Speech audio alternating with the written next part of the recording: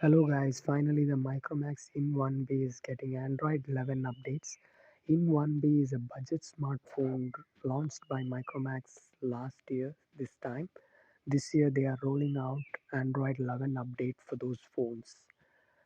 During the launch they have promised 2-year guaranteed updates, and now we are getting one major update, Android 11 OS update. So my device has been updated with Android 11 and got booted up. So it took around 15 to 20 minutes to completely download and restart the device. It will purely depend upon your internet speed. I had good internet speed with my mobile data, so it got downloaded faster. So we can see Android 11 security patch is for August.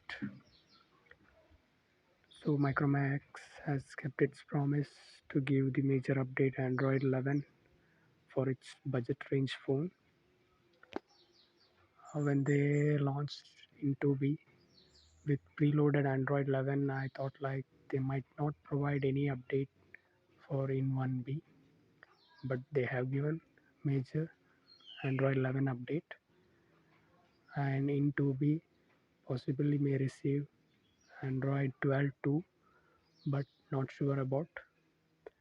In 1B that might not receive Android 12, but we got Android 11, which is a great thing.